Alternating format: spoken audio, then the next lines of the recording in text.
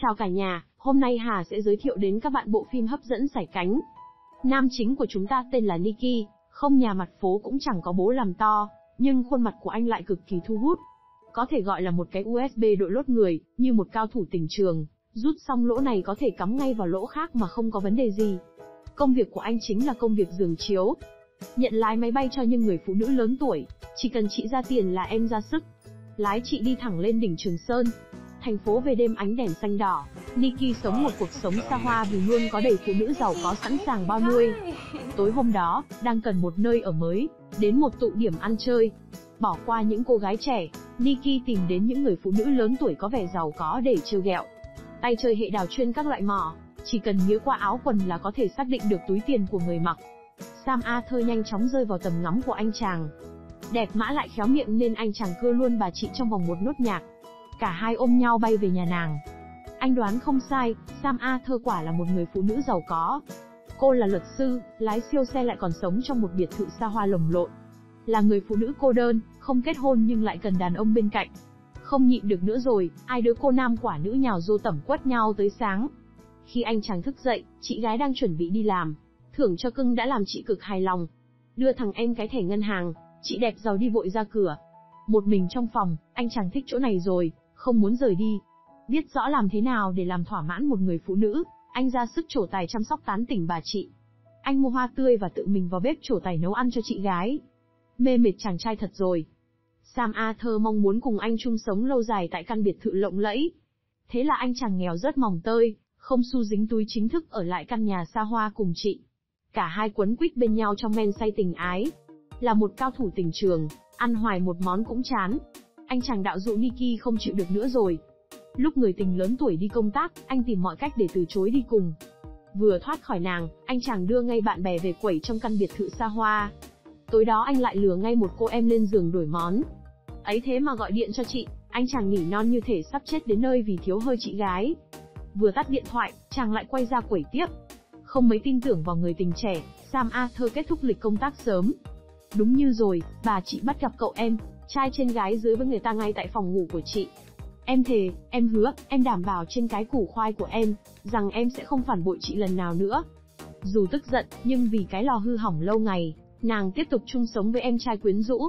Thời gian dần trôi, cho đến một ngày Nicky gặp gỡ một cô gái đã làm thay đổi cuộc đời anh. Hôm đó, Nicky ở trong một quán cà phê, anh gặp được một cô gái xinh đẹp lại vô cùng gợi cảm. Heather, nhân viên phục vụ của quán. Anh ta bắt đầu dùng 36 kế tình yêu của mình để tán tỉnh Heather. Cô gái cơ bản không thấy hứng thú với anh chàng khiến máu chinh chiến trong người anh nổi dậy. Anh lại thích nàng nhiều hơn. Nằm bên Sam Arthur nhưng Nicky chỉ nghĩ về cô gái phục vụ bàn anh mới gặp. Anh đến nhà hàng giả vờ mình là một người kinh doanh giàu có và cô gái bắt đầu để ý anh. Đưa được nàng về căn biệt thự của Sam Arthur. Cuối cùng, anh cũng lừa được cô gái trẻ lên giường cùng mình. Lúc này, anh lại phát hiện nàng với anh cơ bản cùng một loại người, chuyên đi câu dẫn người ta để đào mỏ. Biết Nicky cũng là dân chơi hệ đào như mình, Heather bỏ ra về, quyết níu giữ chàng trai ngày 7 đêm 3. Sam Arthur thậm chí còn mang cái lò đi tu sửa tại bệnh viện. Thế nhưng Nicky lại nhẫn tâm nói với nàng giữa anh và cô chỉ là ham vui nhất thời chứ yêu đương gì tầm này. Ở bên nhau sẽ không có kết quả gì đâu. Vậy thì anh đi đi. Giận dỗi nàng đuổi anh ra khỏi biệt thự. Anh chàng không nhà đi lang thang không trốn dung thân. Người bạn thân thiết nhất cũng không muốn giúp anh. Không còn cách nào khác, vì miếng cơm manh áo, vì nhà cửa siêu xe, vì tiền tài địa vị, vì mỹ vị dân gian, vì củ khoai lang đang nóng, anh chàng nhắm mắt đưa chân, quyến rũ những người phụ nữ giàu có khác.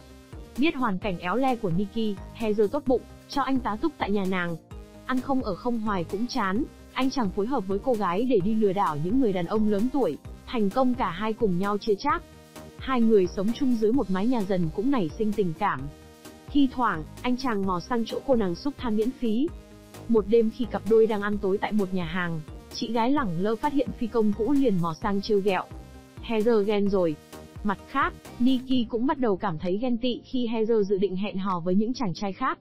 Có vẻ cả hai đã dần yêu nhau mà họ không hề hay biết, vì thế họ không chịu nổi cảm giác phải chia sẻ người mình yêu với những người khác. Vì vậy, hai người đã xảy ra một cuộc cãi vã.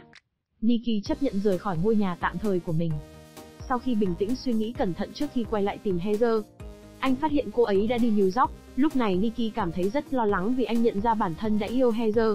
Từ một người bạn anh biết được địa chỉ của cô ở New York, anh quyết đi tìm tri kỷ để cầu hôn, nhưng điều anh không ngờ tới là nàng đã kết hôn cùng người yêu cũ. Cô ấy đã lấy một người chồng giàu có và có cuộc sống hạnh phúc sung túc. Nikki thuyết phục cô ly hôn chồng để quay về với anh. Nhưng sự thật luôn phũ phàng, nàng lắc đầu từ chối vì ở bên anh, cô chẳng có gì. Như Ngọc Trinh đã nói, không tiền cạp đất mà ăn. Tình yêu không đủ sống được, nên nàng đã lựa chọn ở bên cạnh người chồng giàu có. Chồng của nàng về, hiểu lần Nikki là cậu bé giao hàng, anh cho cậu ít tiền boa.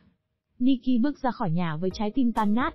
Buồn bã quay về, Nikki nhận ra chân lý cuộc sống. Anh tìm một công việc tử tế để làm, quyết không quay lại con đường bán khoai nuôi miệng nữa.